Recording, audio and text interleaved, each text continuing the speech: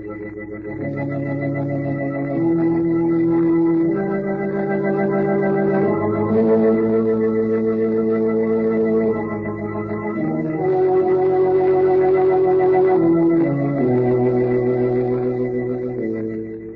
knows what evil lurks in the hearts of men? The shadow knows.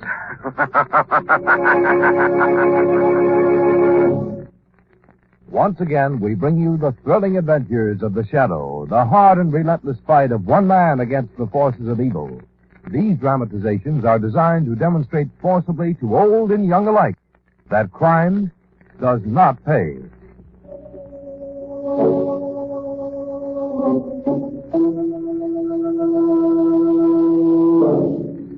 The Shadow, who aids the forces of law and order, is in reality Lamont Cranston, wealthy young man about town. Years ago in the Orient, Cranston learned a strange and mysterious secret, the hypnotic power to cloud men's minds so they cannot see him. Cranston's friend and companion, the lovely Margot Lane, is the only person who knows to whom the voice of the invisible shadow belongs. Today's drama, Death and the Crown of Odalph.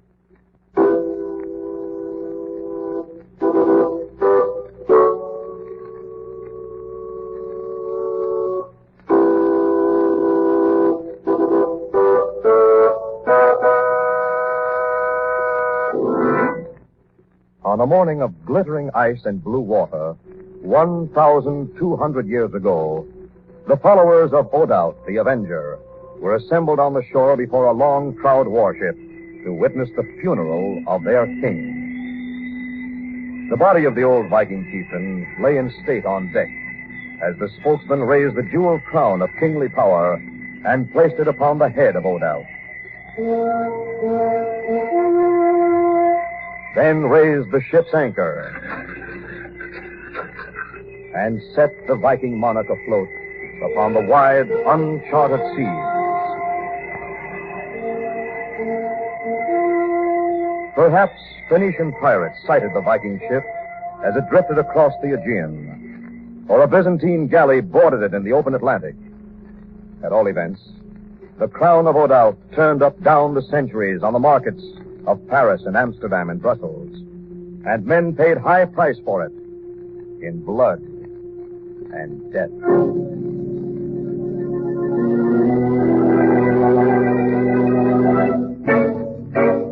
Until recently, on a threatening night, Mr. Fairchild and Mr. Roget of the investment house of Roget Fairchild appeared for an appointment at the remote country home of Mark Drumgold, Professor Emeritus and internationally known expert on Viking history. The beautiful dark woman who accompanied them was Roget's foreign-born wife, Ilsa.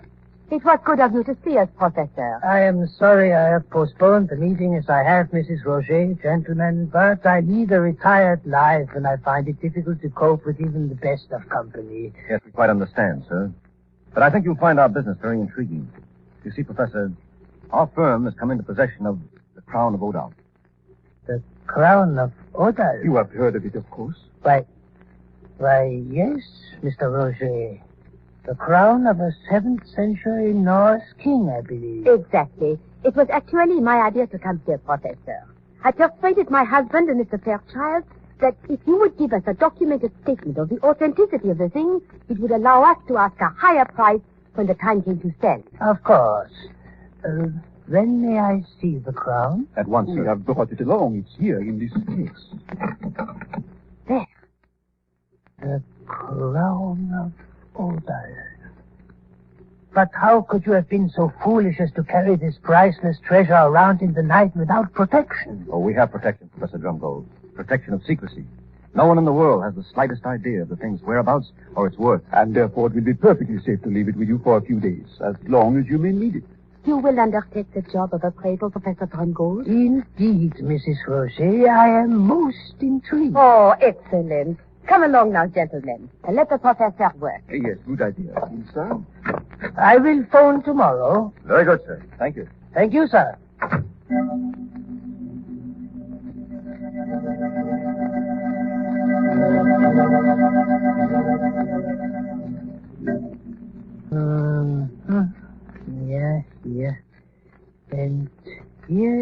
bas-relief that looks like early Etruscan influence. Aha. A pronged gem setting suggests Byzantine workmanship. Huh? Who is that? Who is it, please? Mr. Fairchild? Roger? Hiya, Professor. Who are you, gentlemen? Us reporters, Pop. Our paper told us you got an interesting gadget here. Some kind of crown worth a very handsome piece of change. Who told you this? A paper, Pop, just like the man said. Now, how about giving us a look, huh? Why, of course. Here it is. On the table. Get a load of that. It's a hunk of fruitcake, huh? Spoke up, be worth 500,000 clams. Oh, very nice. And very nice of the professor to show it to us. Don't mention it, gentlemen. And now I have something even more startling to show you. What? This. He's wise. What's with the gun, Professor? Who are you? My name's Hopner. Mine's Max. We're reporters. You are thieves, gentlemen, not reporters. Thieves with the express intent of stealing this crown. And I will give you just 1 minute to tell me how you knew it was here. Yeah, but... In 1 minute, I will avail myself of the privilege of self-defense and pull the trigger. Okay.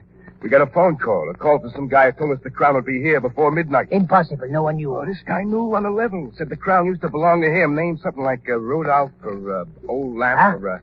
Rodolph? Olaf? You don't mean Odalph? Yeah, that's it. On the button, Professor. Odalph. You are either mad or a liar, Mr. Hoffman. No, I tell you the Nonsense! The informer you mention has been dead for 1,200 years. The story is fantastic, my man. Stand where you are, please. I'm calling the police. Now's our chance. When he picks up that receiver, we rush him. Operator? Operator! Hello, operator. I want... One down for our side. Get that gun, Hoffner. Okay. Give it here. Roscoe? Give it here. Max, wait. You shouldn't have done that, Max. Murder ain't my line. What do you want, chucklehead? This old geezer could identify you in a police lineup? Get that crown. Let's blow.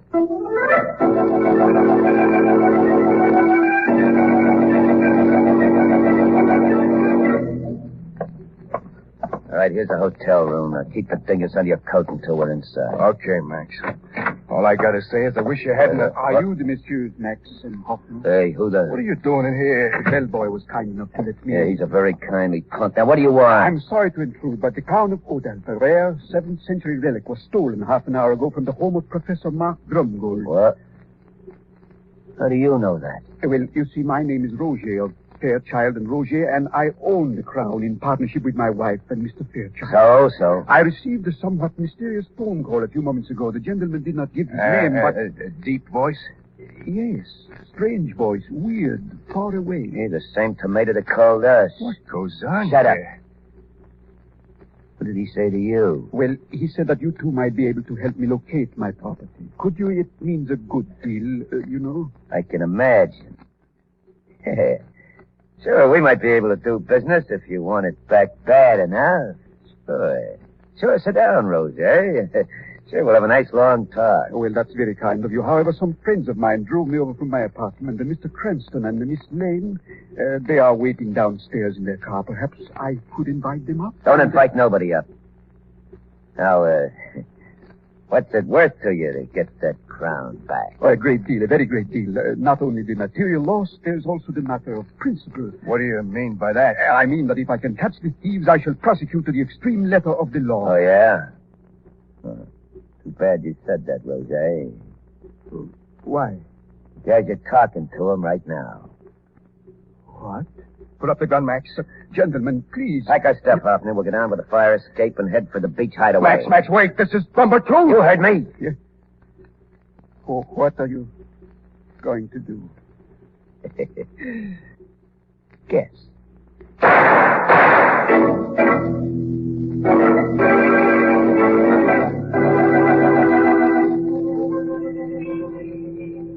How long have we been waiting here, Margot? Oh, not long, Lamont. Less than 20 minutes.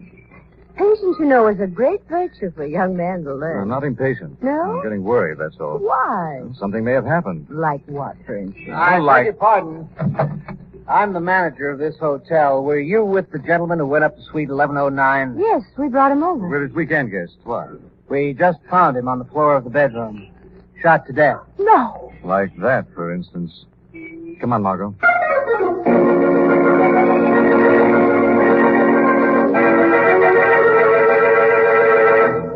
You try that number again, operator. It's Louis Roget's residence. I've been ringing for 10 minutes, sir. If we know Mrs. Roget is there, this is an emergency. I'm sorry, sir. The number does not answer. Where in the world could she be? I don't know. She went up to bed just before Louis received that mysterious phone call, remember? Yes, I don't see how she could sleep through all that ringing. It's a strange night altogether. What are you doing, Lamont? Number, please. Hartfield 90990. I'm calling Fairchild, Roget's partner. He's the next best person to notify. You see any sign of it around? Of what? The thing that all the shooting's about. The crown of Odalph. As far as I can make out, the room's empty. Hello. Fairchild? Yes, Branson? I'm calling you from the Old Stone Hotel. Did Roger see Hoffman and Max? I'm afraid so. No luck? Hardly. They killed him. What? He's here on the floor at my feet. The medical examiner hasn't arrived yet, but it doesn't take an expert to tell he's dead.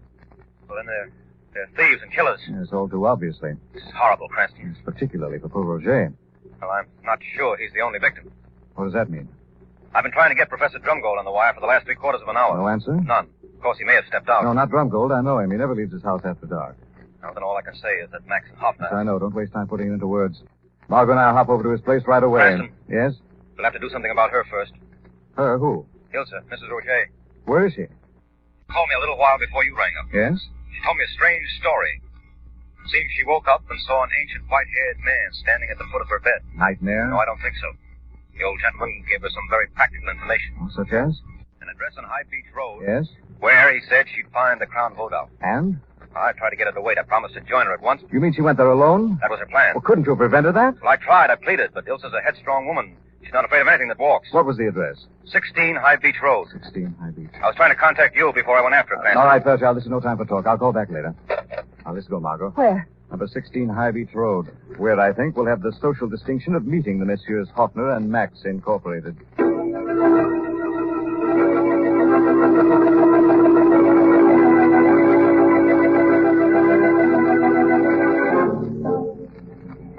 Hoffner. Yeah? Get downstairs, try that phone again. See if you can't get reservation on the next flight for Cuba, Mexico, well, any place that's far enough away. Hey, it's a car. Yeah. Stopped in front. Yeah. Somebody got out. Hey, look, will you? It's a dame. She wants in. Yeah. What do we do? Well, you go down like a little gentleman and you let her in. Oh, but I... Go on. Maybe it's a mistake. Maybe she just got the wrong house.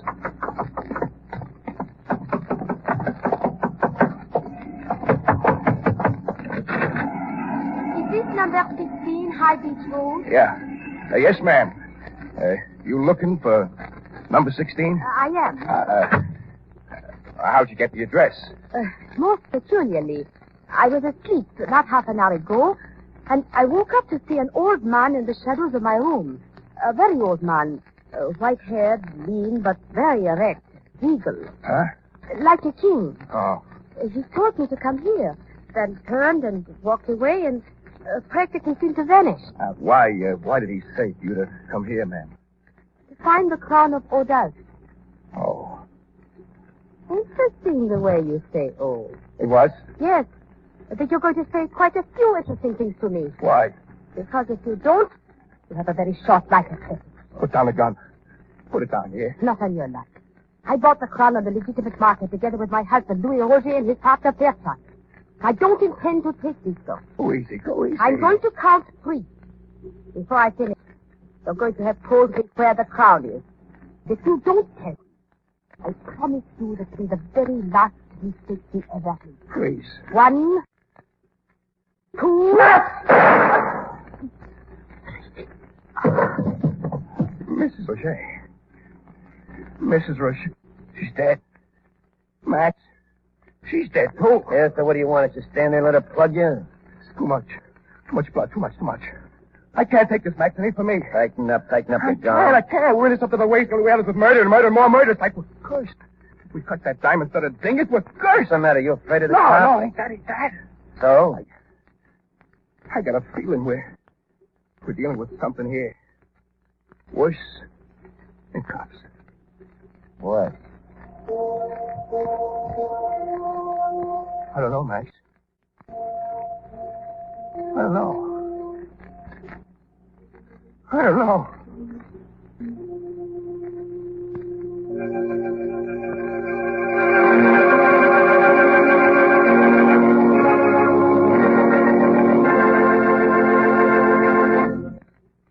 We'll return to the shadow in just a minute.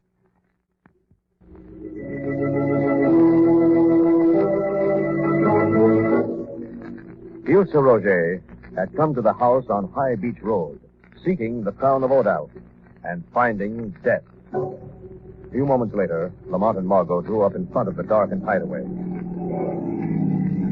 Here we are, Margot. Come on. It looks frightening, Bill, here on the edge of the sea. Midsummer, it's probably delightful. What do you say we come back in midsummer? Come along, Miss Lane. Hello? Hello, anybody here? Somebody left the door unlocked. Strictly by mistake, I'm afraid.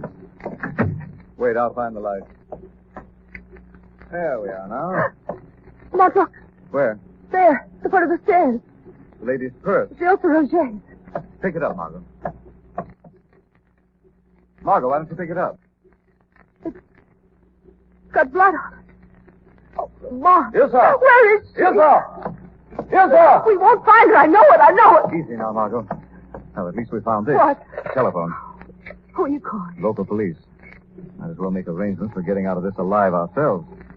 Station House, 10th Precinct. This Sergeant speaking. I'm reporting a case of wholesale murder. What's that? I'm completely sure of 2 homicides and reasonably sure of the 3rd. And in my opinion, you can't get here too soon. Okay, where are you? A house on High Beach Road. What's the address? It's, number 16.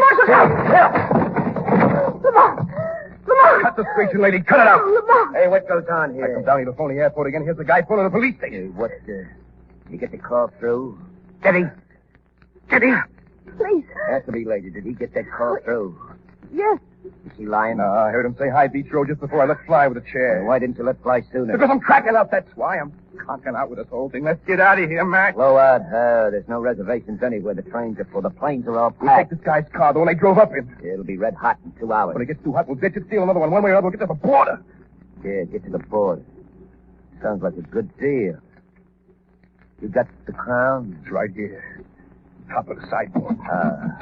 Grab them suitcases by the door. Okay. Come on, lady. What? I said come on. You're going to spend a few years in Mexico. No. Look, lady, be wise. Stay healthy. The only way we could leave you here would be dead. Come on, Let you. me go. Lamont! Have her other arm. Lamont! And we're off. Good evening, gentlemen. Mr. Fairchild. It's up. The name may mean little to you, but the gun in my hand, I'm sure, speaks for itself. What do you want? The crown of Odalph. And what's more, I'll have it. Now. Without stories and no delay. Look, wise guy. Max, Yeah? give it to her. What do you mean, give it to him? It's worth a couple of $100,000. It'll be of little use to you dead, and that's where you both will be if you don't deliver, and quick. We got enough trouble, Max. Unload. Unload. What about us, Fairchild? What do you mean? If we do business with you, will you let us make the break for it? With my best wishes. Mr. Fairchild. Sorry, Miss Lane, I have no choice.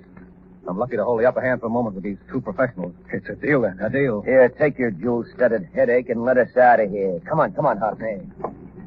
Come on, Fairchild. Sorry to have met you. The feeling, I assure you, is mutual. Oh, Mr. Fairchild. Where's Francis? There on the floor. What happened? They hurt him. They hit him with the chair. Francis.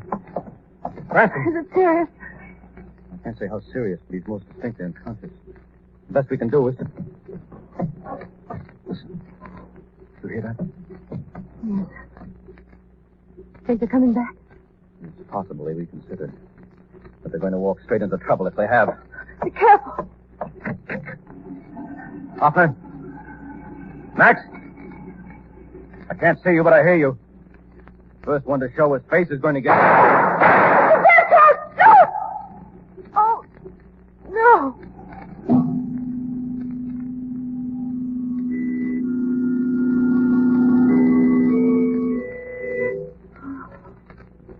Where is it? Where am I? In the attic, my dear, of number 16 High Beach Road. You fainted, you see? Oh. Who are you? We have met before socially, Miss Lane, several times, I believe. Oh. What? Professor Drumgold. Exactly, Miss Lane. I'm very flattered that you remember I'm me. awfully glad to see you, Professor. I've had a dreadful time. I understand, my dear. I have had rather an exciting night myself. You have? Oh, I remember now. We thought you were dead. I'm very glad to announce that my death was a mere matter of mechanical illusion. Mechanical illusion? I allowed the Messrs. Hoffner and Max to deprive me of my revolver and kill me with it. But not, however, without first being careful to see to it that the cartridges were blanks. You did that, Professor? Why? It was part of my plan, my most excellent plan, which started this evening when I called Max and Hoffner and told them the whereabouts of the crown of Odalph. Wonderfully clever. Don't you agree? I don't know whether I do or not. If you hadn't told them, then they never could have stolen it in the first place. But I wanted them to steal it, Miss Lane. But it led to all the murders, Professor Drumgold. And I wanted all the murders. I don't understand. I wanted the crown of Odalph, Miss Lane. I, all for myself. And I was resolved to get it. I arranged it so that Max and Hoffner could steal it, hoping and knowing that they would then have to kill each of the real owners to protect their ill-gotten gain. I helped keep the murders on schedule by use of a few mysterious phone calls.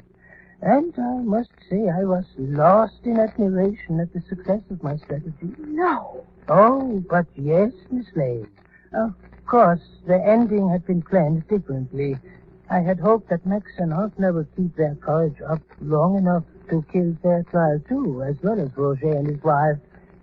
But they let me down, and I was forced to dirty my own hands with Fairchild's blood. Oh, no. But things worked out quite well. The 3 original owners are dead, the thieves have fled, and I have the crown of Odalph. And now, Miss Lane, one bit of unfinished business. Don't hurt me! I will leave no stone unturned to assure my victory, to secure myself in possession of the crown of Odalph. Oh, what was that? Who is it? Who's in this room? Someone laughed. It was I, Drumgold. Who are you? The Shadow. I'm here in this room, though you cannot see me. What do you want, Shadow? Justice. Retribution for your clever, heartless murder. I did not intend to kill. I had planned to keep my hands clean. Of course. You were using poor, stupid Hoffner and Max for your criminal marionettes, while you worked the strings in safety. Well, Professor, they are already in the hands of the police, and they'll pay a heavy penalty. No. And your penalty should be all the heavier. You, the mastermind who connived and planned to arrange the deaths of the victims to make appointment after appointment for murder. Who is that? Your opposition, Drumgold. The male fist of the law. The police? Yeah, they can have me, Shadow, but they will never get my treasure. Shadow, he's got the crown. Put it down, Drumgold. It returns to the sea from which it came.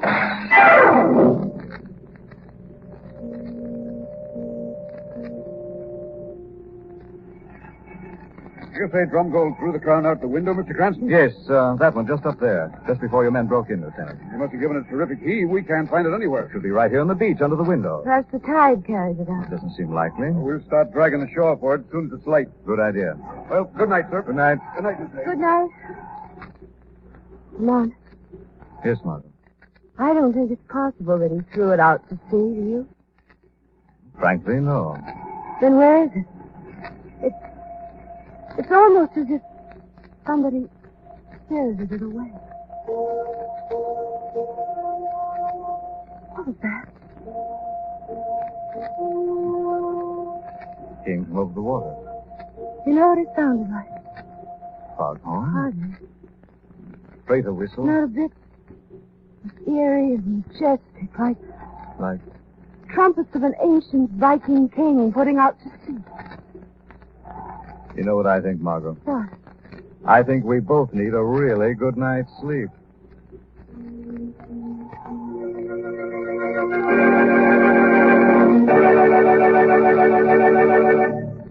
story is copyrighted by Sid and Smith Publications, Incorporated. All names and places are fictitious. Any similarity to persons living or dead is purely coincidental. Listen again next week, same time, same station, when the Shadow will again demonstrate that Weed of crime bears bitter fruit. Crime does not pay. The Shadow knows. Next week, same time, same station, we bring you another strange and thrilling adventure in the Shadow's daring battle against the forces of evil. The part of the Lamont Cranston was played by Brett Morrison, Margot by Grace Matthews. This program came to you from New York. Stay tuned now for Quick as a Flash. This is the mutual Don Reed Broadcasting System.